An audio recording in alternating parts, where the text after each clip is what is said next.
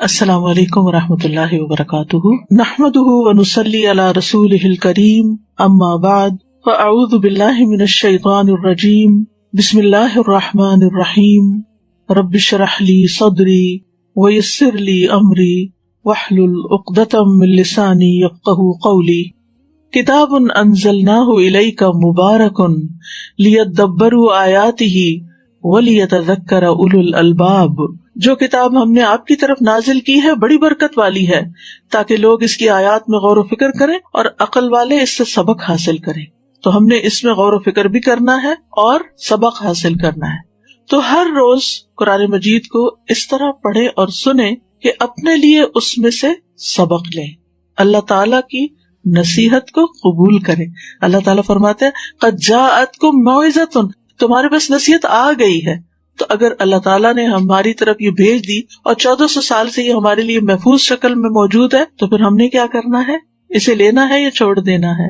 اسے لینا ہے، اسے قبول کرنا ہے۔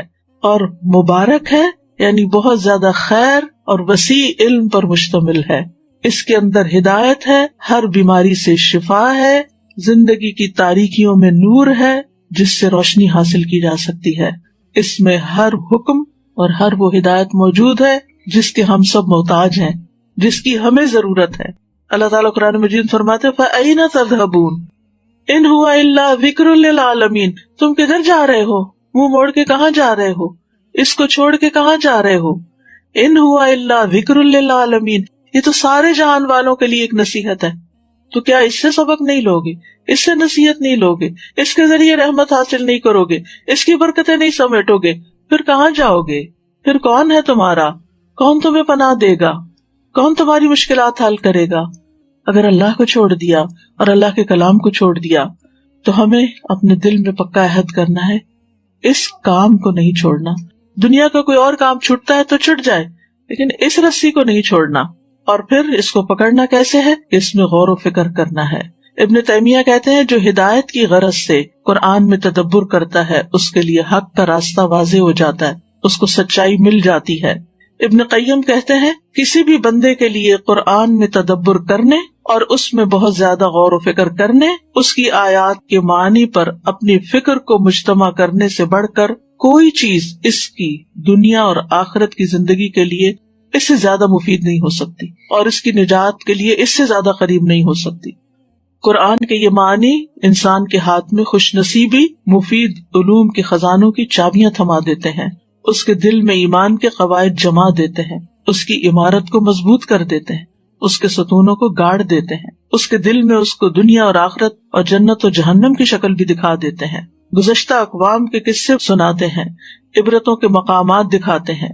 اس کے معنی میں اللہ کی ذات، اس کے ناموں اور اس کی صفات اور اس کے افعال کا تعارف بھی کروا دیتے ہیں۔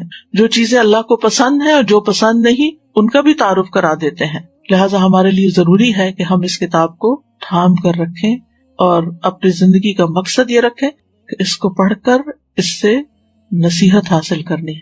یہ جتنا بھی ٹائم آپ لگائیں گے ترجمہ یاد کرنے میں، الفاظ کی تحقیق میں، تفصیل میں، تفسیر میں، تو مقصد کیا ہونا چاہیے کہ سبق حاصل کرنا ہے۔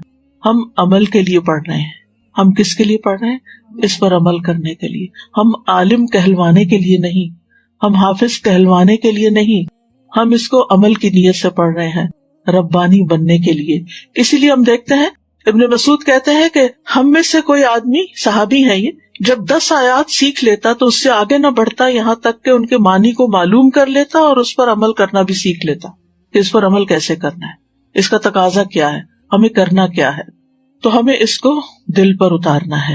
تو آئیے اللہ سبحانہ تعالیٰ کے فضل و کرم سے ہم آغاز کرتے ہیں سورۃ الفاتحہ سے۔ سورۃ الفاتحہ مکی سورت ہے، اس کی آیات کی تعداد 7 ہے۔ ترتیب کے اعتبار سے یہ قرآن مجید کی پہلی سورت ہے، نزول کے اعتبار سے قرآن مجید کی چوتھی سورت ہے۔ پہلی اقرأ بسم ربک الذی خلق، دوسری المزمل، تیسری المدثر اور چوتھی الفاتحہ۔ یہ سورت اللہ تعالیٰ کی حمد سے شروع ہوتی ہے، الحمدللہ سے، اور پہلی ہی آیت میں ہمیں اللہ کا لفظ جلالہ مل جاتا ہے جو اللہ تعالیٰ کا ذاتی نام ہے۔ اس سورت مبارکہ کے اور بھی کئی نام ہیں۔ الفاتحہ کے علاوہ اس کو فاتحۃ الکتاب بھی کہا جاتا ہے، ام القرآن، ام الکتاب، السبع المثانی، القرآن العظیم، سورۃ الحمد، الشفاء۔ اس کے علاوہ الصلاۃ بھی اس کو کہا گیا ہے۔ فاتحہ کا مطلب ہوتا ہے ابتدا کرنا، آغاز کرنا۔ اس کا نام فاتحہ اس لیے ہے کہ اس سے کتاب اللہ کا آغاز ہو رہا ہے، اور اسی طرح نماز میں بھی قرات کا آغاز، قرآن پڑھنے کا آغاز اسی سورت کے ساتھ ہوتا ہے، یعنی نماز میں بھی قرآن کا افتتاح سورۃ الفاتحہ کے ساتھ ہوتا ہے۔ پھر ام القرآن، ام الکتاب، القرآن العظیم، کیونکہ اس میں زندگی کے تمام احکامات موجود ہیں۔ ام کا مطلب ہوتا ہے اصل، یعنی بنیادی مضامین، بیسک جتنے بھی کانسیپٹس ہیں ہمارے دین کے، سب کی اصل یہاں موجود ہے۔ السبع المثانی اس لیے کہا جاتا ہے کہ 7 بار بار دہرائی جانے والی آیتیں ہیں، اور ہم دیکھتے ہیں کہ ہر نماز کی ہر رکعت میں، چاہے فرض ہو، نفل ہو، حتیٰ کہ نماز جنازہ، ان سب میں سورۃ فاتحہ پڑھی جاتی ہے، اور اس کی آیات کو بار بار دہرایا جاتا ہے۔ یعنی قرآن مجید کا کوئی حصہ ہم اتنی دفعہ ریپیٹ نہیں کرتے جتنی دفعہ سورۃ الفاتحہ ریپیٹ کرتے ہیں، اور اتنی اہم سورت ہے، اعظم سورۃ فی القرآن ہے، قرآن مجید کی سب سے عظیم ترین سورت ہے، کہ اگر آپ مثلا نماز پڑھ رہے ہیں اور نماز کی رکعت میں الف لام میم سے لے کر الناس تک پڑھ لیں اور فاتحہ نہ پڑھیں تو آپ کی نماز نہیں ہوگی۔ لیکن اگر آپ صرف الفاتحہ پڑھ لیتے ہیں اور باقی سورت پڑھنی یاد نہیں رہی، نماز ہو جائے گی۔ اس سے آپ اس کی اہمیت کو سمجھیں کہ یہ سورت ہماری زندگی میں کتنی زیادہ اہم ہے۔ یہ سورت پوری امت کو متحد کرتی ہے، کیونکہ امت کے ہر فرد کو اس سورت کو سیکھنا لازم ہوتا ہے، کیونکہ اس کے بغیر نماز ہی نہیں ہوتی۔ یعنی اگر آپ کسی ادنا سے ادنا ان پڑھ مسلمان کو بھی دیکھیں جسے کچھ نہیں آتا اور لیکن سورۃ الفاتحہ آتی ہوگی، اس لیے ایک نصیحت ہے آپ کے لیے، آپ اپنے بچوں کو خود سورۃ الفاتحہ سکھائیں۔ جن کے بڑے ہو چکے ہیں وہ کسی اور کے بچے پکڑ لیں اور ان کو سکھائیں۔ کیوں؟ اس میں بڑی راز کی بات ہے، ساری زندگی وہ جتنی بھی نمازیں پڑھے گا، جتنی دفعہ سورۃ فاتحہ پڑھے گا، اتنی دفعہ آپ کو ثواب ملے گا۔ کتنا بڑا ثواب ہو جائے گا۔ یعنی دن میں ہر شخص کو اگر صرف فرض بھی پڑھتا ہے 17 دفعہ تو سورۃ فاتحہ پڑھنی پڑتی۔ اگر آپ نے کسی ایک بچے کو سورۃ فاتحہ سکھا دی ہے اور وہ ہر روز 17 دفعہ آپ سورۃ فاتحہ پڑھتا ہے، تو آپ سوچئے کہ وہ ایک بچے کا 17 دفعہ کا ثواب آپ کو، دوسرے کا 17 دفعہ کا، تیسرے کا 17 دفعہ۔ اپنے بچوں کو بھی سکھائے، اور اگر بڑے ہو گئے ہیں تو اب آپ ترجمہ سیکھ رہے ہیں، اپنے بچوں کو سورۃ فاتحہ کا کم از کم ترجمہ ضرور سکھا دیں۔ یہ خود سکھائے، باقی قرآن اگر کوئی اور پڑھا دیتا ہے پڑھا دے، بچہ چھوٹا بھی ہو۔ اگر آپ کے بچے بڑے ہوں گے تو ان کے بچوں کو پکڑ لیں، ان بچوں کو آپ سکھا دیں، اور اگر وہ صحیح نہیں پڑھتے تو ان کا پروننسیشن ٹھیک کرا دیں، لیکن اس کے لیے پہلے آپ کو اپنا ٹھیک کرنا ہوگا نا، اس کو میک شور کرنا ہوگا۔ اگر آپ کی ٹیچر آپ کو پاس کر دیتی ہیں تو پھر آپ آگے بھی سکھا سکتے ہیں، اور اگر ہو سکے تو اپنی دوستوں، جو بھی آپ کے ملنے جلنے والے لوگ ہیں، ان سب میں سے کوئی 5 لوگ کر لیں، بانجی بتیجے، کوئی بھی، بڑے چھوٹے، ایون بزرگ بھی، ان کو سورۃ فاتحہ کا معنی بتا دیں، کیونکہ ہر نماز میں پڑھنی ہوتی ہے اور ہمیں نہیں پتا ہم کیا پڑھ رہے ہیں۔ تو یہ ایک اپنے لیے ایک نیکی اور صدقہ جاریہ کمانے کا بہت بڑا ایک موقع ہے۔ بہرحال اس سورت کو سورۃ الحمد بھی کہا جاتا ہے، کیونکہ اس میں اللہ تعالیٰ کی حمد آئی ہے سب سے پہلے۔ شفا بھی کہا جاتا ہے کیونکہ یہ سورت بہترین دم ہے، یعنی ہر بیماری سے شفا کا ذریعہ ہے۔ اس لیے اس کو پڑھ کر اپنے اوپر بھی دم کیا کرے۔ اگر کوئی چھوٹی سی بھی تکلیف ہو، بچوں پہ، کوئی بھی آپ کو بیمار دکھائی دے، کسی کی عادت کرنے کے لیے گئے ہیں، سورۃ فاتحہ پڑھ کر اس پہ پھونک مار کر یا اپنے ہاتھ میں مار کے اس کے جسم کے اوپر یعنی اس کو جھاڑ دیں۔ اس سورت کو قرآن مجید کی سب سے افضل سورت کہا گیا ہے۔ حضرت انس سے روایت ہے، وہ کہتے ہیں کہ نبی صلی اللہ علیہ وسلم کسی سفر میں تھے تو ایک آدمی آپ کے پاس اترا، اس نے بتایا کہ نبی صلی اللہ علیہ وسلم نے اس کی طرف متوجہ ہو کر فرمایا، کیا میں تمہیں قرآن کے افضل حصے کے بارے میں نہ بتاؤں؟ پھر آپ نے اس پر الحمدللہ رب العالمین کی تلاوت فرمائی۔ اس سے پتہ چلتا ہے کہ یہ سب سے افضل حصہ ہے قرآن کا۔ اس کو پڑھنے والے کی دعا قبول ہوتی ہے۔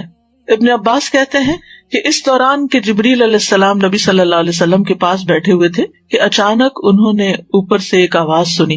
انہوں نے اپنا سر اٹھایا تو جبریل علیہ السلام نے فرمایا، یہ آسمان کا ایک دروازہ ہے جسے صرف آج کے دن کھولا گیا ہے، اس سے پہلے کبھی نہیں کھولا گیا۔ پھر اسی سے ایک فرشتہ اترا تو جبریل علیہ السلام نے فرمایا، یہ فرشتہ جو زمین کی طرف اترا ہے یہ اس سے پہلے کبھی نہیں اترا، آج پہلی دفعہ اترا ہے۔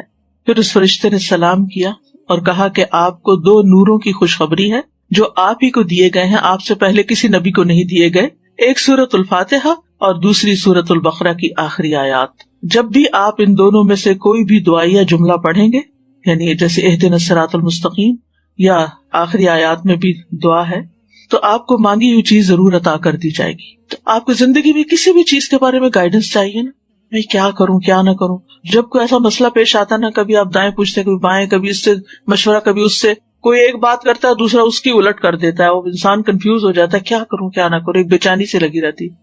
آپ سورۃ الفاتحہ پڑھ کے اور تکرار کے ساتھ پڑھیں، اہدنا الصراط المستقیم اہدنا الصراط المستقیم اہدنا الصراط المستقیم، پڑھتے رہیں۔ کوئی گنتی کی ضرورت نہیں، گننے پہ توجہ نہ دیں کہ اچھا کتنی دفعہ ہو گیا، دھیان ادھر چلا گیا، نہیں ادھر نہیں دھیان کرنا، دھیان صراط مستقیم کی طرف۔ یا اللہ مجھے اس معاملے میں صحیح رہنمائی دے، مجھے کیا کرنا چاہیے، مجھے نہیں پتا، آپ کو پتا ہے۔ کیونکہ بہت دفعہ لوگوں کے مشورے میں آ کے انسان ایسا ڈیسیژن لے لیتا ہے کہ آگے جا کے کھڈے میں اتر جاتا ہے، تو پھر پریشان ہوتا ہے۔ اللہ سبحانہ و تعالیٰ بندے کا ہاتھ پکڑ لیتا ہے، اللہ تعالیٰ اس کو سیدھا رستہ دکھاتا ہے۔ تورات، زبور اور انجیل میں اس جیسی صورت نہیں، لہٰذا آپ خوش قسمت ہیں کہ اس دنیا کے اس وقت اس حصے میں پیدا ہوئے کہ آپ کو قرآن کی دولت ملی اور یہ صورت ملی قرآن مجید کے ذریعے۔ اور پھر اس کو والقرآن العظیم بھی کہا گیا، جیسے سورۃ الحجر میں آتا ہے وَلَقَدْ آتَيْنَاكَ سَبْعًا مِّنَ الْمَثَانِي وَالْقُرْآنَ الْعَظِيمِ، اور بلا شبہ یقیناً ہم نے آپ کو بار بار دہرائی جانے والی 7 آیتیں اور بہت عظمت والا قرآن عطا کیا ہے۔ ابو ہریرہ کہتے ہیں کہ رسول اللہ صلی اللہ علیہ وسلم نے فرمایا ام القرآن یعنی سورۃ الفاتحہ ہی 7 مثانی اور قرآن عظیم ہے، یعنی جو کہ یہ پورے قرآن کے ایک طرح سے خلاصہ ہے، لہٰذا قرآن عظیم بھی کہا گیا اس کا نام۔ یہ لازمی شفا دینے والی صورت ہے۔ ابو سعید خدری کہتے ہیں کہ ہم ایک سفر میں تھے، ہم نے ایک قبیلے کے نزدیک پڑاؤ کیا، وہاں ایک لونڈی آئی اور کہنے لگی قبیلے کے سردار کو بچھو نے کاٹ لیا ہے اور ہمارے قبیلے کے مرد موجود نہیں ہیں، کیا تم میں سے کوئی دم کرنے والا ہے؟ تو ہم میں سے ایک شخص ساتھ چلا گیا، ہم اسے دم کرنے والا خیال نہیں کرتے تھے، ہمارا نہیں خیال تھا کہ اس کو کوئی دم آتا ہے، لیکن اس نے جب دم کیا تو سردار تندرست ہو گیا اور اس نے اسے 30 بکریاں دینے کا حکم دیا، نیز ہمیں بھی دودھ پلایا، نہیں جتنے بھی مسافر تھے سب کو دودھ پلایا۔ جب وہ شخص واپس آیا تو ہم نے اس سے پوچھا کیا تم اچھی طرح دم کرنا جانتے ہو؟ اس نے کہا میں نے تو صرف ام الکتاب پڑھ کر دم کیا تھا، سورۃ فاتحہ پڑھی تھی، لیکن یقین کے ساتھ پڑھی تھی نا، اللہ سے مدد مانگی تھی۔ تو جب کبھی مدد چاہیے ہو نا اللہ کی تو پھر کثرت سے پڑھا کریں ایاک نعبد و ایاک نستعین، ایاک نعبد و ایاک نستعین، اللہ تیری عبادت کرتے ہیں، تجھ سے مدد چاہتے ہیں، چاہے اپنی ذات کا کوئی مسئلہ ہو، بیماری وغیرہ، چاہے اولاد کا مسئلہ ہو، چاہے کوئی جاب کا، بزنس کا، کوئی بھی مسئلہ ہو، کہ اللہ تیری مدد چاہیے، تو مدد کر، کہیں بھی پھنسے، کہیں بھی اٹکے، کہیں بھی مشکل میں آئے۔ اب آپ دیکھیں کہ وہ ایک عام سا شخص ہے، ہمارے ہاں یہ تصور پایا جاتا ہے کہ دم کرنے والا کو بہت بڑا بزرگ ہونا چاہیے، یہ شخص دکھائی نہیں دے رہا تھا کیونکہ بہت بڑا بزرگ ہے، لیکن اس نے جب اخلاص کے ساتھ اس سورت کو پڑھا اسی میں اللہ تعالیٰ نے شفا دے دی۔ لہٰذا کسی بھی بیمار پر پورے یقین کے ساتھ پڑھیں، صرف کوئی وظیفہ سمجھ کر نہیں۔ پھر آپ دیکھیے کہ یہ نماز کا رکن ہے، اس کے بغیر نماز نہیں ہوتی۔ رسول اللہ صلی اللہ علیہ وسلم نے فرمایا لا صلاۃ لمن لم یقرأ بفاتحۃ الکتاب، جس شخص نے سورۃ فاتحہ نہیں پڑھی اس کی نماز ہی نہیں ہوئی۔ ایک اور روایت میں آتا ہے مسند احمد کی، یہ تو صحیح بخاری کی روایت تھی، دوسری روایت میں ہر وہ نماز جس میں سورۃ فاتحہ نہ پڑھی جائے وہ ناقص ہے، ناقص ہے، ناقص ہے، مکمل نہیں، نماز مکمل ہی نہیں ہوتی جب تک سورۃ فاتحہ نہ پڑھی جائے۔ سورۃ الفاتحہ سے قرآن کا آغاز کیوں کیا گیا؟ کیونکہ جو کچھ قرآن مجید میں آگے بیان ہونا تھا اس سب کو اجمالی طور پر یہاں بیان کر دیا گیا، جس کی آگے میں وضاحت کروں گی۔ ہم سب کے لیے اللہ سبحانہ تعالیٰ کا ایک حکم ہے کہ فَإِذَا قَرَأْتَ الْقُرْآنَ فَاسْتَعِذْ بِاللَّهِ مِنَ الشَّيْطَانِ الرَّجِيمِ، کہ جب آپ قرآن پڑھنے لگے تو شیطان مردود سے اللہ کی پناہ مانگ لیا کریں۔ تو یہ ایک ادب ہے، لازمی، ضروری، اللہ کا حکم ہے کہ قرآن مجید پڑھنے سے پہلے ہمیں تعوذ پڑھنا ہے۔ تعوذ نہیں ہوتا، یہ بعض لوگ اس کو تعوذ کہتے ہیں، تعوذ ہے۔ تعوذ کا مطلب ہوتا ہے اللہ تعالیٰ کی پناہ لینا، اللہ تعالیٰ کی حفاظت طلب کرنا، اس کو استعاذہ بھی کہتے ہیں، ہر شر کو ہٹانے کے لیے اور ہر خیر کو پانے کے لیے۔ ابن قیم کہتے ہیں استعیذ باللہ کا معنی ہے میں اللہ کی ذات کے ساتھ تحفظ چاہتا ہوں اور اس کے ساتھ حفاظت چاہتا ہوں اور اس کی طرف پناہ لیتا۔ ہمیں حفاظت کیوں چاہیے؟ حفاظت کب چاہیے ہوتی ہے؟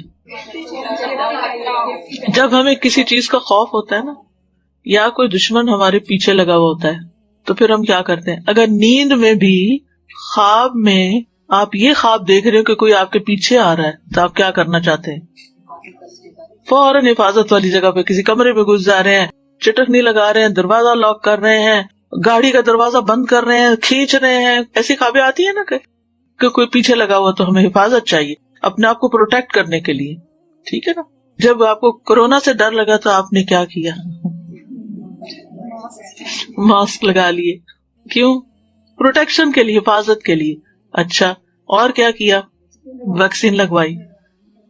گھروں میں بند ہو گئے. یعنی ان میں سے کون سی چیز بچا سکتی تھی، کون سی نہیں، وہ ایک الگ ہے بات. لیکن یہ کہ ہم سب جب بھی ڈرتے ہیں تو ہم پروٹیکشن چاہتے ہیں، حفاظت چاہتے ہیں. اللہ سبحانہ تعالیٰ شیطان کو ہمارا کھلا دشمن بتاتا ہے. وہ دشمن ہے، اس کے دشمن سمجھو، یعنی عدو لکم فاتخذوہ عدوا، اسے دشمن بناؤ، سمجھو دشمن. تو جب ہم اس کو دشمن سمجھتے ہیں تو پھر ہمیں اس سے کون بچا سکتا؟ وہ تو خبیث ہمیں نظر بھی نہیں آتا. نظر آنے والی چیز کو تو انسان کسی چیز سے ہٹا لیتا ہے، یا دکھتا ہے تو سوچتا ہے انسان اب اس چیز کے پیچھے آ گیا ہوں، کور کر لیا اپنے آپ کو، تو اب میں محفوظ ہو گیا ہوں. وہ تو نظر بھی نہیں آتا، اور وہ ہماری دشمنی کیے چلے جا رہا. اس کی دشمنی ہے کیا؟ سیدھے رستے سے ہٹاتا، اپنے آپ کو بڑا سمجھتا ہے، دنیا میں انوالو کرتا ہے. دشمن ہے وہ. اس نے کیا کیا تھا؟ آدم علیہ السلام کو جنت سے نکلوایا تھا. اب وہ آدم کی اولاد کا بھی دشمن ہے. اب وہ آدم کی اولاد کو واپس اس جنت میں نہیں جانے دینا چاہتا، کیونکہ وہ خود بھی نکالا گیا تھا. اب اس کو آدم اور آدم کی اولاد پر غصہ ہے. وہ کہتا ہے کہ یہ کوئی ایسا کام نہ کرے کہ جس سے یہ جنت میں جا سکے. تو جنت کا رستہ کس سے کھلتا ہے؟ علم کے رستے سے. جب آپ علم حاصل کرتے ہیں، علم کے رستے پر چلتے ہیں، تو حدیث میں آتا ہے نا، من سلک طریقا یلتمس فیہ علما سہل اللہ لہ طریقا الی الجنہ. جو ایسے رستے پر چلتا ہے جس سے علم حاصل کرے، تو اللہ تعالیٰ سہل اللہ لہ طریقا الی الجنہ، اس کے لیے جنت کا رستہ آسان کر دیتے. اب وہ کیا کرتا ہے؟ علم کے راستے پہ آگے بیٹھ جاتا ہے. سب سے مشکل کام بتاتا ہے اس کو. ویسے بھی بچوں کو بھی آپ دیکھ، چھوٹے چھوٹے بچوں کو بھی اسکول جانا مشکل لگتا، اچھا نہیں لگتا. کوئی بچہ صبح نہیں اٹھنا چاہتا اور نہیں جانا چاہتا. اور خاص طور پہ چھوٹے چھوٹے بچے بھی جب پہلی دفعہ جاتے ہیں تو کتنا روتے ہیں، کتنا تنگ کرتے ہیں. اگر آپ انہیں کہ چلو پارک، روئیں گے. کوئی بچہ کہے کہ میں نے نہیں پارک جانا، سب چلیں گے. چلو شاپنگ چلتے ہیں، مال چلتے ہیں، سب چلیں گے. چلو اسکول چلتے ہیں، میرے پیٹ میں درد ہے، نہیں جانا چاہتے. علم دنیا کا بھی، کیونکہ دنیا کا علم حاصل کر کے بھی انسان اپنی زندگی آسان کرتا ہے، بہت سے شر سے بچتا ہے. اور وہ علم جو جنت میں لے جائے انسان کو، اس کو آسان کرے، اس کو تو بہت مشکل بناتا ہے. لہٰذا قرآن کا پڑھنا جو ہے اللہ تعالیٰ کا قرب عطا کرتا ہے، جنت کی طرف لے جانے والا کام ہے. تو پھر کیا شیطان آسانی سے کرنے دے گا؟ نہیں. لہٰذا سب سے پہلے تو وہ رسی کاٹو جو شیطان کی ہے، اس کو تو پیچھے کرو اور پھر اس رستے پہ چلو. تو اس لیے جب ہم سب سے پہلے قرآن مجید کھولتے ہیں پڑھنے کے لیے تو اعوذ باللہ من الشیطان الرجیم پڑھتے ہیں. اس کے علاوہ بھی اس کے صیغے ہیں، اعوذ باللہ السمیع العلیم من الشیطان الرجیم. بہرحال ہم اللہ کی ذات کے ساتھ تحفظ چاہتے. شیطان سے ہمیں صرف اللہ بچا سکتا ہے، اس لیے ہم کہتے ہیں اعوذ باللہ، اعوذ باللہ، کہ میں اللہ کی پناہ لیتا ہوں. من الشیطان، شیطان سے. اور شیطان جو ہے، شیطانہ سے آپ نے ابھی پڑھا ہوگا، شیطانہ کا معنی ہوتا ہے دور. جب کوئی دور چلا جائے تو شیطان جو ہے اپنی بدنیتی کی وجہ سے، اپنی بدعمالیوں کی وجہ سے ہر خیر سے دور ہے، ہر خیر سے دور ہے. اسی لیے اس کو شیطان کہا جاتا ہے. تو مفہوم کیا بیان کیا جاتا ہے؟ شیطان کون ہے؟ جو ہر خیر سے دور ہے اور خیر سے دور بھی کرتا ہے. اور الرجیم، دھتکارا گیا. ویسے تو رجم پتھر مارنے کو کہتے ہیں، لیکن دھتکارا گیا کیونکہ اللہ سبحانہ تعالیٰ نے اس کو اپنی رحمت سے دور دھتکار دیا تھا اور اس پر لعنت کی تھی. تو شیطان سے پناہ مانگنے کا مطلب یہ ہے کہ میں شیطان کے شر سے اللہ کی پناہ لیتا ہوں کہ کہیں وہ مجھے میرے دین میں نقصان نہ پہنچائے اور مجھے اس حق سے نہ روک دے جس کو اختیار کرنا اللہ نے میرے لیے لازم کیا. یہ کوئی ڈیفینیشن نہیں ہے، اسے میں مفہوم بتا رہی ہوں. اعوذ باللہ من الشیطان الرجیم. تو آپ دیکھیے کہ جب انسان اعوذ باللہ پڑھتا ہے تو اپنے خالق سے کنیکٹ ہو جاتا ہے، اپنے رب سے کنیکٹ ہو جاتا ہے. دوسری بات، اپنی عاجزی کا اعتراف کرتا ہے. میں کمزور ہوں یا رب، میں نہیں اس سے بچ سکتا، میں شیطان کے مقابلے میں بہت کمزور ہوں، کیونکہ میرے اندر میرا نفس بھی ہے، میری اولاد بھی ہے جو میری کمزوری ہے، میرا مال بھی ہے جس کی محبت میں شدید گرفتار ہوں، تو یہ تو میرے پاؤں کی رسیاں ہیں، یہ مجھے کبھی بھی تیری طرف نہیں آنے دیتے. تو شیطان مجھے انہی میں الجھاتا ہے. میں کمزور ہوں، تو طاقتور ہے، تو مجھے اس جال سے باہر نکال. اور پھر جب انسان شیطان کی رسی کاٹ دیتا ہے نا اللہ کی پناہ لے کر، تو پھر اللہ کی اطاعت آسان ہو جاتی ہے. تو یہ کام آپ کے لیے آسان ہو جائے گا، قرآن کا پڑھنا، یاد کرنا، سمجھنا، غور و فکر کرنا، اس پر عمل کرنا. پھر یہ ہے کہ چونکہ شیطان انسان کا دشمن ہے، تو انسان دشمن سے ہمیشہ چوکنا رہتا ہے. لہٰذا اعوذ باللہ پڑھنے کا مطلب یہ ہے کہ آپ کو احساس ہے کہ آپ کا کوئی دشمن بھی ہے اور اس سے آپ بچنا چاہتے ہیں. اور پھر شیطان جو ہے نا قرآن پاک پڑھنے سے تو روکتا ہی ہے، لیکن جب آپ پڑھنے لگ جاتے ہیں نا تب بھی وہ وسوسے ڈالتا ہے. تمہیں نہیں یاد ہونا، یہ بہت مشکل کام ہے، 3 سال لگ جائیں گے یہ پورا ہوتے ہوتے. یہ بھی کام ہے، وہ بھی، تمہیں تو ٹریول بھی کرنا ہوگا، اور تمہیں تو یہ مسئلہ بھی ہوگا، اور وہ تو یہ تو کام نہیں ہو سکے گا، اس لیے شروع ہی نہیں کرو. نہیں، دنیا کے سارے کام ہوتے رہتے ہیں، جتنا بھی ہو گیا اللہ تعالیٰ اس میں بھی ہدایت دے دے گا انشاءاللہ. اور پھر آپ دیکھیے کہ اعوذ باللہ جب ہم کہتے ہیں تو اللہ سبحانہ تعالیٰ کا یہ اسم اعظم ہے، اللہ تعالیٰ کا یہ نام ہے، ذاتی نام ہے، جس میں اس کی ساری صفات پائی جاتی. جتنے بھی اور نام ہیں نا وہ سارے آ کے یہاں جمع ہو جاتے ہیں. تو جب ہم اعوذ باللہ کہتے ہیں تو اللہ تعالیٰ کو ہم پکڑتے ہیں جو سب سے مضبوط سہارا ہے. اور پھر شیطان سے بیزاری کا اظہار بھی کرتے ہیں، اس کو ساتھ ہی دھتکارا وہ بھی کہتے ہیں. صرف شیطان نہیں کہتے بلکہ کیا کہتے ہیں؟ شیطان الرجیم، دھتکارا ہوا، نفرت کا اظہار بھی کرتے ہیں. اور پھر آپ دیکھیں کہ شیطان جو ہے نا قرآن سے پتہ چلتا ہے کہ صرف وہ ابلیس ہی نہیں ہے، اور بھی ہیں.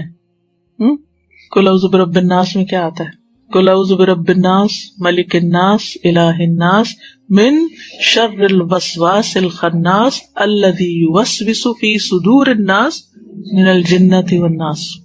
جن بھی ہیں اور انسان بھی ہیں، کچھ انسان بھی شیطان ہیں، کچھ انسان بھی ہمارے دشمن ہیں. اور بعض اوقات وہ بڑے پیارے دشمن ہوتے ہیں جن سے ہم محبت کرتے ہیں، وہ ہوتے ہیں جو اپنی محبت کے واسطے دے کر اس رستے سے روکتے ہیں. وہ کہتے ہیں کیوں اپنی جان پہ ظلم کر رہی، کیوں اپنے آپ کو تھکا رہی، کیوں راتوں کو جاگتی ہے، کیوں یہ امتحان کے چکر میں پڑ گئی. نہیں، انسانوں میں سے بھی جو آپ کو اس راستے سے روکے وہ آپ کا دوست نہیں ہے، یہ یاد رکھیے. جو آپ کو قرآن پڑھنے سے روکے وہ آپ کا خیر خواہ نہیں ہے، وہ آپ سے حقیقت میں محبت نہیں کرتا، وہ سیلفش ہے کہ آپ اپنا وقت اس کو نہ دیں، سب اسی کو دے دیں. ٹھیک ہے، ان کا وقت جتنا ہے بس وہ ان کے لیے. انصاف اور عدل سے کام لینا چاہیے نا، کہ انسان تنظیم اوقات کرے کہ ہر ایک کا حق دے. ہم سارا وقت مصلی پہ بھی نہ بیٹھے رہے، اور سارا وقت کچن میں بھی نہ رہے، اور سارا وقت ہم باہر بھی نہ گھومتے رہے، اور سارا وقت سوشلائز بھی نہ کریں. ہر چیز کا ایک وقت ہے، اتنا وقت بس اس کو دیں. اور باقی یہ ہے کہ اس نور اور اس روشنی سے قرآن کی ہم فائدہ اٹھائیں. یاد رکھیے کہ شیطان بہت سارے ہیں، کچھ نظر آتے ہیں، کچھ نظر نہیں آتے.